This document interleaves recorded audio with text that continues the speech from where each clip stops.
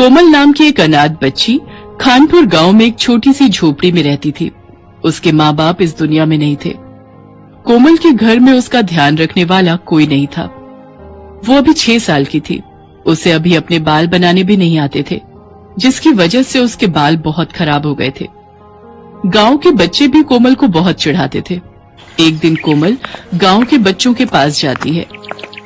अरे देखो देखो कौन आया है, इसके बाल तो देखो, ऐसा लगता है जैसे कभी कंघी ही ना की हो। बाल नहीं घास है इसके सर पर तो। सभी बच्चे हंसने लगते हैं। कोमल रोते हुए वहाँ से चली जाती है और अपने घर आ जाती है। उसके घर में पुरानी टूटी हुई कंघी पड़ी थी।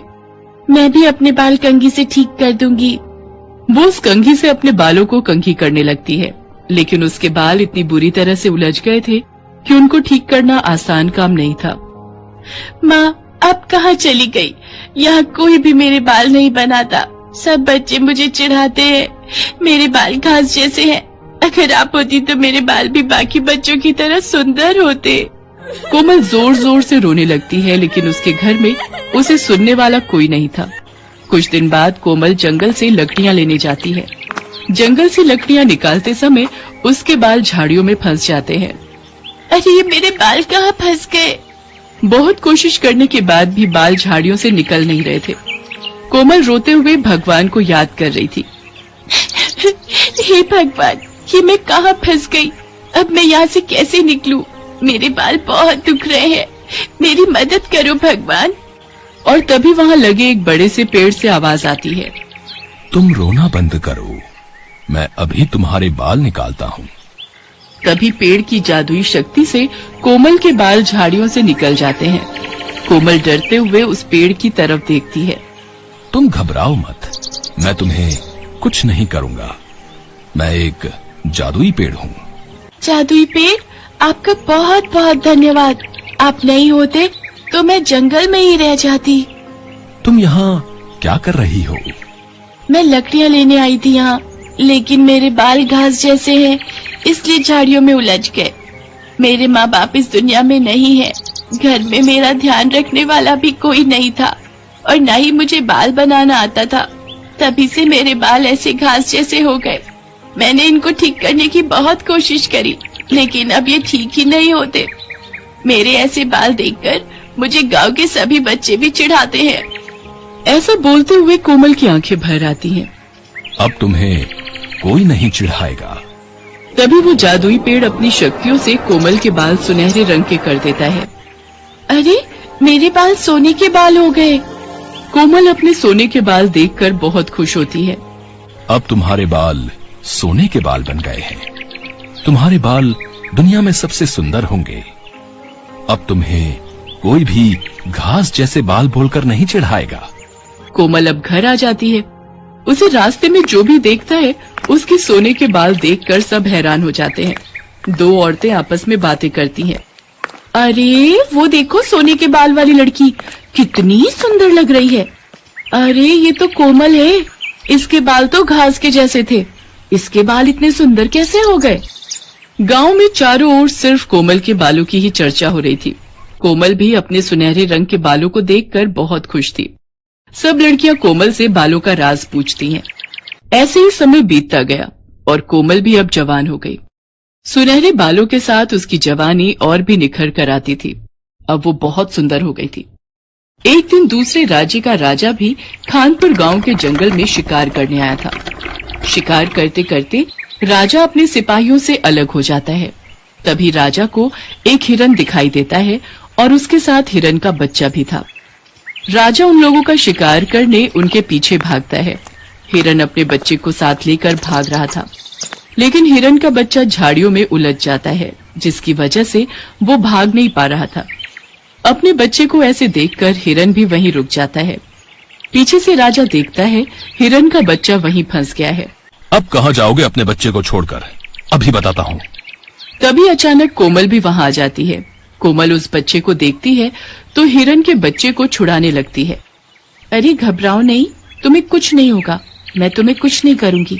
मैं तो तुम्हारी मदद करने के लिए ही यहाँ आई हूँ। तभी राजा देखता है सुनहरे रंग के बालों वाली लड़की हिरन के बच्चे को झाड़ियों में से निकाल रही थी।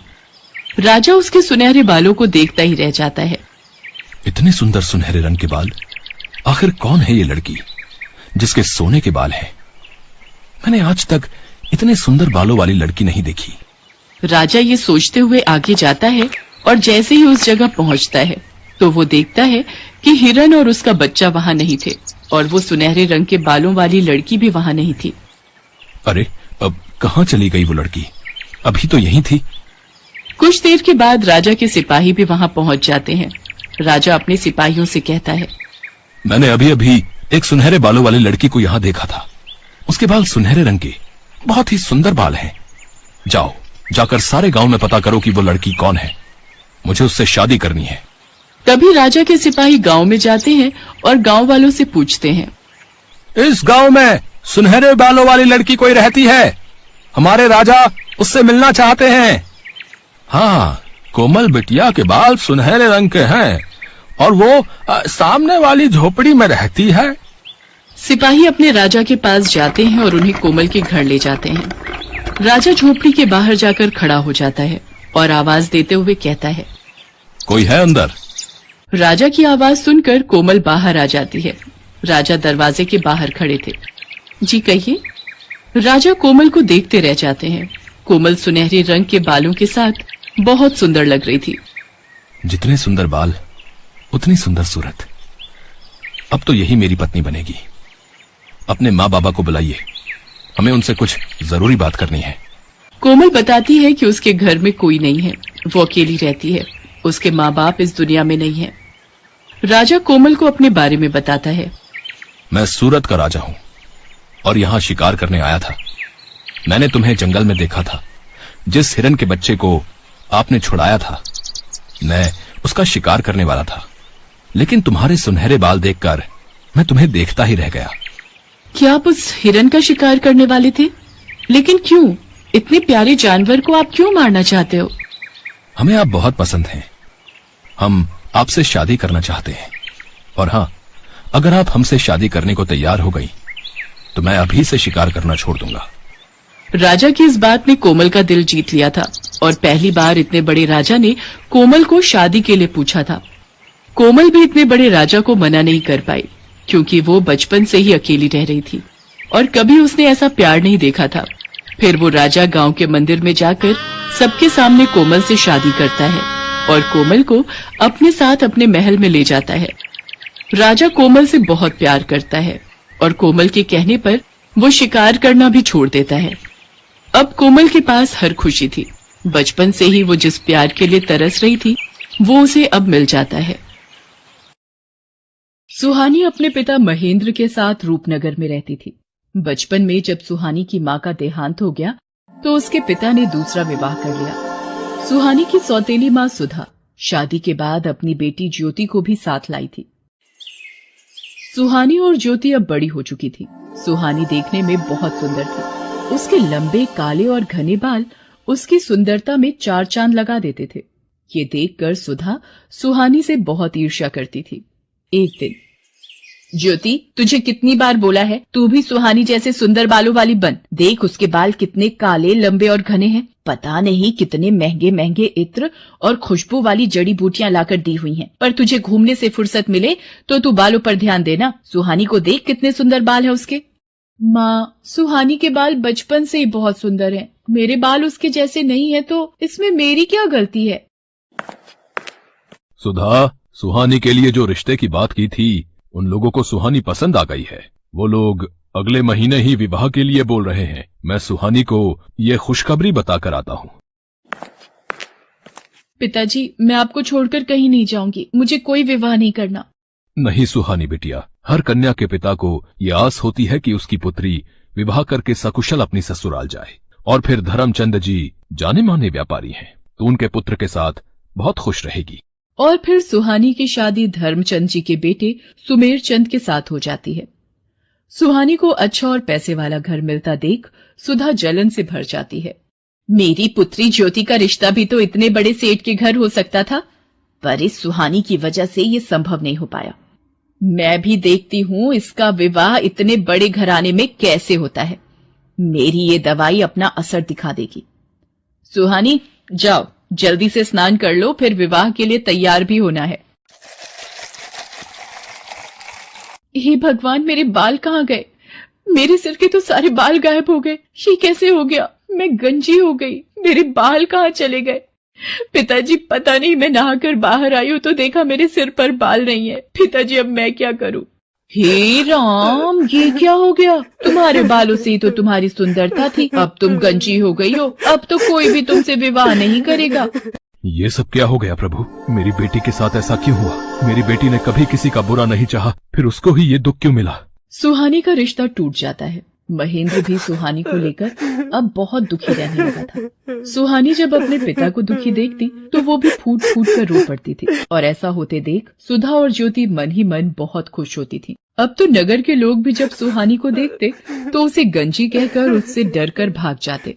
अरे, ये गंजी लड़की कितनी बदसूरत दिखाई पड़ती है। हाँ बहन, इसे देखकर तो डर लग रहा है। चलो यहाँ से चलते हैं। हे भगवान, सब लोग मेरे से नफरत करते हैं। मेरे भी सपने थे कि मेरा विवाह होगा, मैं भी अपने ससुराल जाऊंगी। मेरे सारे सपने चूर चूर हो गए। मेरी वजह से मेरे पिताजी भी आज दुखी है। फिर मैं जीकर क्या करूंगी? तभी सुहानी के सामने उसकी माँ प्रकट होती है। माँ, आप कहाँ चली गई थी मुझे इस दुनिया में अकेला छोड़कर? मैं तुम्हारी मदद के लिए धरती पर आई हूँ। तुम बहुत अच्छी लड़की हो। अब तुम्हें निराश होने की आवश्यकता नहीं है। मैं तुम्हें ऐसे बाल दूंगी जिन्हें देखकर लोग तुम्हें कभी नहीं भूल पाएंगे। मैं तुम्हें सोने चांदी के बाल प्रदान करूंगी। जैसे ही सुहानी की माँ सुहानी के सिर पर हाथ फेरती है, सुहानी के सिर पर सोने चांदी के बाल आ जाते हैं। सोने चांदी के सुनहरे चमकते बाल सुहानी की खूबसूरती को और बढ़ा रहे थे। माँ, ये सोने चांदी के बाल तो बहुत खूबसूरत है। आपका बहुत बहुत धन्यवाद। आपने मुझे फिर से सुंदर बना दिया। आपने मेरी सारी परेशानी दूर कर दी। खुशी खुशी अपने घर जाओ सुहानी। अब कभी भी उदास नहीं होना। मेरा आशीर्वाद सदैव तुम्हारे साथ है। सुहानी खुशी खुशी घर की ओर चल पड़ती है। तभी रास्ते में नगर के राजकुमार की सवारी जा रही थी, इसलिए रास्ते पर चलते लोगों को कुछ देर के लिए रुकने के लिए कहा जाता है। नगर के राजकुमार को देखने के लिए कितनी भीड़ लग गई है। भीड़ में से निकलने की कोशिश करती हूँ। ये सोने चांदी के बाल वाली लड़की, अरे भीड़ में इसका चेहरा दिखाई नहीं पड़ रहा। कितने सुंदर बाल हैं इसके। कहाँ गायब हो गई? हम रथ से उतर कर भी नहीं जा सकते। ओहो, कितने सुंदर बाल थे उसके। वो तो खुद भी कितनी खूबसूरत होगी। सुहानी घर पहुंचती है। मैं अपने बालों को इस दुपट्टे से ढक लेती हूँ, नहीं तो माँ ढेरों सवाल पूछ लेंगी। मैंने इसकी ऐसी हालत कर दी है कि इसे अपने गंजे सिर को छुपाना पड़ता है। माँ, तुमने बहुत सही किया इस सुहानी के बाल गायब करके। सुहानी अपने कमरे में आ जाती है। उधर राजकुमार सूरज सिंह सुहानी के ही ख्यालों में डूबा हुआ होता है। वो सुहानी को याद करते हुए एक तस्वीर बनाता है। राजकुमार सूरज सिंह, आपके स्वयंवर की सारी तैयारियां हो गई हैं। दूर दूर से राजकुमारियों के लिए संदेश भिजवाया गया है। पर ये तुम क्या बना रहे हो? बिना चेहरे की तस्वीर? पिताजी, ये तस्वीर उस लड़की की है जिसके सोने चांदी के बाल हैं, और मैंने निश्चय किया है कि मैं इसी लड़की से विवाह करूंगा। बस मुझे उसे ढूंढना है, और वो कहाँ मिलेगी मैं यही सोच रहा हूँ। पुत्र, सोने चांदी के बाल वाली लड़की सिर्फ कहानियों में होती है। तुम ऐसी लड़की कहाँ ढूंढोगे? ये जिद छोड़ दो। पिताजी, चाहे मुझे पूरे नगर में ऐलान ही क्यों ना करवाना पड़े, मुझे सोने चांदी के बाल वाली लड़की ढूंढनी है। और जिस लड़की के भी बाल सोने चांदी के होंगे मैं उसी से विवाह करूंगा। सेनापति जी, नगर में ढिंढोरा पिटवा दिया जाए। जिस लड़की के भी बाल सोने चांदी के हैं हम उसी लड़की से विवाह करेंगे। राजकुमार के कहने पर नगर में ढिंढोरा पिटवा दिया जाता है। क्या राजकुमार सूरज सिंह उस लड़की से विवाह करेंगे जिसके बाल सोने चांदी के होंगे? मैं कल ही अपनी बेटी ज्योति के बालों में सोने और चांदी का पानी लगा दूंगी। राजकुमार को क्या पता लगेगा, और विवाह के बाद तो उन्हें ज्योति को स्वीकारना ही होगा। हाँ, ये ठीक रहेगा। सुधा की तरह ही नगर में बहुत सी औरतों ने जब ये बात सुनी तो उन्होंने अपनी लड़कियों के बालों में सोने और चांदी का पानी लगा दिया। अब तो नगर की बहुत सी लड़कियों के बाल सोने और चांदी के लगने लगे। ये देखकर सेनापति असमंजस में पड़ गया और वो राजकुमार सूरज सिंह के पास पहुंचा। राजकुमार सूरज सिंह जी, बहुत ही बड़ी समस्या आ गई है। नगर में जो भी लड़कियां विवाह योग्य हैं, उन सभी लड़कियों के बाल सोने और चांदी के प्रतीत हो रहे हैं। समझ में नहीं आ रहा है कि कौन सी लड़की है जिसके बाल सचमुच सोने चांदी के हैं। सच का पता लगाने के लिए मेरे पास एक उपाय है। नगर की सभी लड़कियों को राजमहल में बुलाया जाए। सेनापति नगर की सभी लड़कियों को राजमहल में आने का संदेशा देता है। ये लड़की कौन है? इसे भी महल में चलने का आदेश दो। सेनापति जी, पर ये तो गंजी है। सेनापति सुधा की बातों पर ध्यान नहीं देता और ज्योति के साथ साथ वो सुहानी को भी राजमहल ले जाता है। आप सबको मैंने इसलिए आमंत्रित किया है कि मैं अपने लिए उचित वधू ढूंढ सकूं, पर आप सबने ही अपने बाल सोने और चांदी के कर लिए। अब एक एक करके सभी कन्याएं इस फव्वारे के नीचे खड़ी होंगी और बालों की सच्चाई सामने आ जाएगी। ये क्या हो रहा है? अब तो ज्योति की सच्चाई राजकुमार के सामने आ जाएगी कि इसके बालों में सोने चांदी का पानी चढ़ा हुआ है। एक एक करके सभी लड़कियां फव्वारे के नीचे खड़ी होती हैं और उनके बाल धुलकर पहले जैसे हो जाते हैं। बस ये आखिरी लड़की रह गई है राजकुमार, इसे भी फव्वारे के नीचे खड़ा करना है। पर ये तो गंजी है, इसके बाल तो मैंने हो, ये मैं क्या बोलने जा रही थी।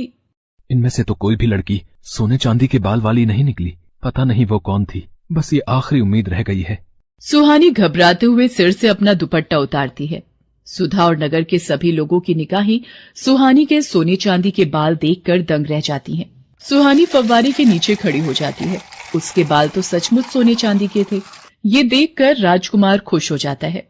हम तुमसे विवाह करना चाहते हैं, क्या तुम्हें मंजूर है? आपको पति के रूप में पाना मेरा सौभाग्य है, पर मेरे बिना पिताजी। सुहानी बेटी, अब वक्त आ गया है तो इस दुख भरी जिंदगी से आजाद हो जाए और खुली हवा में सांस ले सके।